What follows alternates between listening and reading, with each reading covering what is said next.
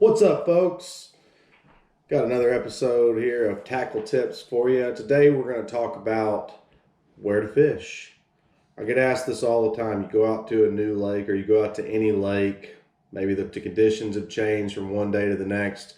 How do I know where to fish? And really, there's going to be three basic things you're going to look at. I'm going to talk about them in this video. You're going to be looking for wind, you're going to be looking for where the bait is, and you're going to be looking for structure. It's simply those three things. We're going to dive into that here, so stay tuned. All right, so let's talk about wind. So the main thing you're going to want to look for with wind is the direction. You get out to a new lake, look at what direction the wind's blowing. If you're in a kayak or a boat, sit there for a minute and see which direction it's blowing you, and then look for a bank. Literally look for a bank that has that wind direction going to it. It can be a mouth of a creek, it can be a point, it can be something a little bit subtle out on the main lake, it can be an underwater point that you know about or you found. But really, you're going to want to look what direction that wind is going. Why? Because that's where it's going to push the bait most of the time. And it's also giving you a stealth factor. Whenever it's windy, the fish can't hear your lure as well. They can't hear your line going through the water. It just quietens everything down and it makes it a lot more natural and really just gets them to mess up. That's what you're looking for in most fishing cases, is get them to mess up and bite your lure where they think it's something natural. So that's going to be really what you're looking for when it comes down to wind. I would also say pay attention to how strong the wind is, because it doesn't necessarily mean that they're always going to be on the front side or the windy side of that point.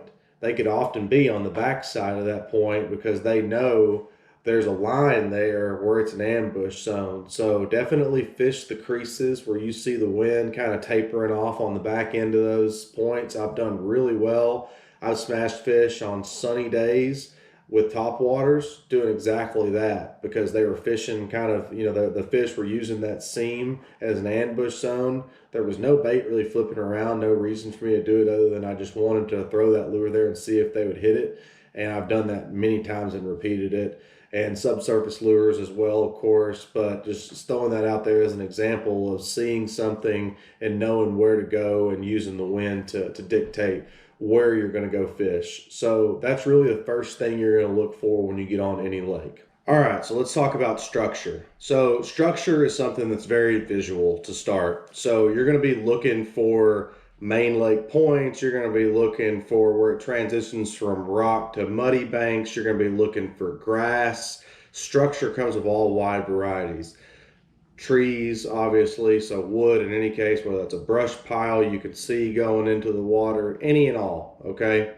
So when you're looking for structure, that's important because that's going to hold fish. It's going to be stopping points for fish to hold on, for bait to hold on, and that's why both are ultimately going to hang around. The bait are going to hang there for cover, the fish are going to hang out there for cover, and also because it's a place for them to ambush the bait that's coming in. And so looking visually, you can see where if there's a lake, if there's a point coming out into the lake and it stops at the water line, it's going to continue into that water. And, again, it's going to be a stopping point for bait and for other fish. So pay attention to that stuff. Fish them all, especially if you don't know. I mean, if you get out into a new lake, drop your boat in, drop your yak in, whatever, walk the bank even, and stop at your first transition points. Whether it's transition bank moving from one material to another, or it's a point, or you see a brush pile, you see some grass, there's some grass out there, all those things. So now let's talk about what if you don't know what's underneath the water, because there's a lot of things you can't see. Whether you're bank fishing, whether you're boat fishing, out in the water, yak fishing, there's always going to be stuff that you can't see. And if you don't know the lake, if you don't have good contour maps, what the heck do you do? And we'll get into contour maps in a minute, so it doesn't tell the full tale. But if you don't know anything, old school method is just throw something out and drag it, whether it's a jig or a Texas rig, something hard. Carolina rig would work, but you're going to be able to feel how hard that bottom is. If you're getting stuck in things, that there's brush or stumps or rock, something out there, that's ultimately getting you hung up. And those are all good signs. If you're getting hung up, it's a good place to fish. Just rule of thumb. You just need to figure out how to make it through there without getting hung up and losing too many lures. Make it worth your while. So that's one way you could find out if you don't know. The other way is the contour maps. The contour maps don't tell the full tell, but what it does tell you is where you're going to have humps, or you're going to have main lake points or flats. You're going to be able to see all this stuff. You're going to be able to see where there's grass naturally, where there's wood naturally. A lot of things you can't visually see when you just go out to a lake. So do your studying. That's going to cut down a lot of time on the water. Because remember, 90% of the fish are going to be in 10% of the lake on a general rule. Not always, but generally. So you really want to kind of narrow down where you're fishing. And that's another way you can do it, is focusing in on the structure and finding out what they're on. And then ultimately from there, you just need to figure out what they're biting on. But at least you know you're around fish, which cuts down a big piece of the equation. So that's structure. All right. So let's talk about the last piece, bait. So bait is something that, again, can be very visual, but not always. You can't always see the bait that the fish are going after. Oftentimes, from my experience, you can't see the bait that the fish are going after, especially when in certain times of the year. Wintertime would be one of them. You often don't see the bait. You just have to know it's there. And if you don't have a sonar, again, it's kind of back to that, how do I figure it out in the old school way? Well, a couple of things that I've really figured out, aside from sight fishing, because you can definitely look around. You can see where there's little slicks on the surface. You can see where the bait are flipping around. You can see fish, bait fish jumping. You can see fish blowing up. Shad are really good about coming up and showing themselves, even during the winter time. So, visually, you're going to be able to see a lot of that stuff. But smell.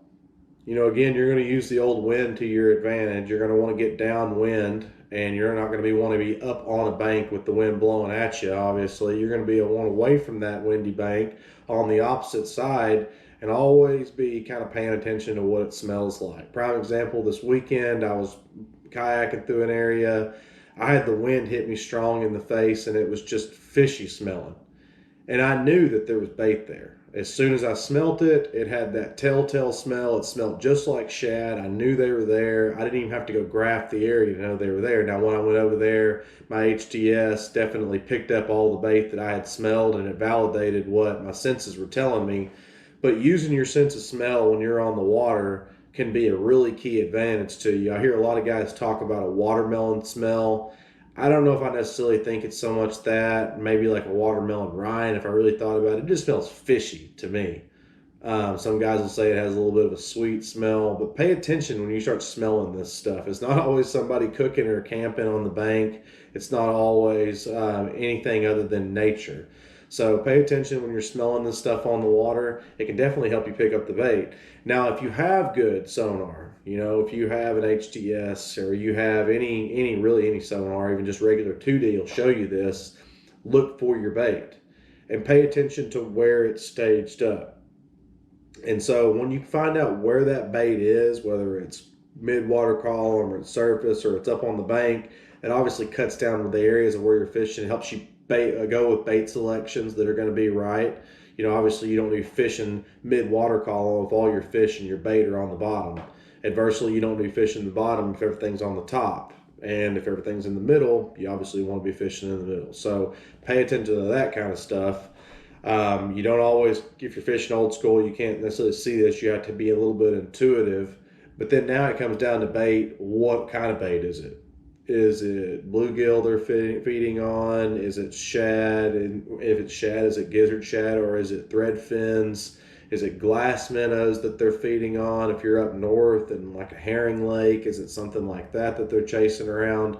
That stuff's super relevant as well, because it's going to help you with bait selection. It's also going to help you to want to know where you need to fish, because shad, certain times of the year, they're going to be staged up in just certain areas. You kind of know that. Same thing with bluegill. Bluegill are not going to be up on the bank in the dead of winter. They're going to be out deeper. So that really is going to help you out. Again, I didn't necessarily say this, but bait could also be crawfish. It could be frogs. It could be bugs. Anything a fish will eat, birds, turtles, all the above. So, in that same realm, when we're talking about bait, in all seriousness, you want to pay attention to what's going on, because if you see a fish, and I actually had a buddy of mine tell me this story, is fishing Seminole, and he's seen a fish come up and blow up on a blackbird. and he pitched a frog over there that was a dark colored frog, and he caught that fish.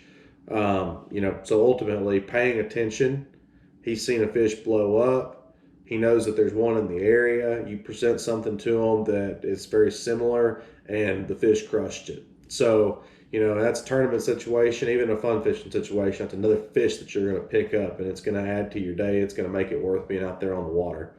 So really, if y'all pay attention to those three things, regardless of how experienced you are on the water, it's going to cut down your time and effort. We all get there, in the middle of a tournament or a day of fishing, you don't catch fish the way you think you're supposed to. You get a little frustrated. Go back to these three basic things. And that's what I've been doing recently. It's been paying dividends for me. Go back to where my wind is, go back to what my structure is, and go back to what the bait source is. And if I can dictate those three things, typically everything else is a bit irrelevant. Obviously, weather is going to play a key factor into all of that. If I was going to add a fourth segment into this, I'd say weather. But really, I've seen that there's no steadfast rule with weather. So I think these three things have been the most prevalent in my mind when it comes down to picking the right areas and just having confidence in knowing that there's fish there. These three things are always a general rule of thumb to go by, regardless of what the weather or anything else is telling you. So if y'all have any questions, as always, feel free to put them down into the comments. I'm happy to help any way I can. If y'all want to add things into the comments, additional knowledge, definitely open to that as well. I always want to get back to the community, and I'd like to think that someone's going to read these comments and they're going to benefit out of it. If y'all do enjoy this video, I'd really appreciate a thumbs up and a comment. That helps the algorithm. It helps the video trend. It really helps support me, and that's all you have to do to help a creator like myself is just go out and hit a simple thumbs up, make a comment. And if you haven't subscribed, I'd really appreciate you do so as well. Again, I really appreciate the support. Easy for me to say. And guys, I really want to hope to see you out there on the water, and hope y'all can stick around and see some future videos. Stay tuned, guys.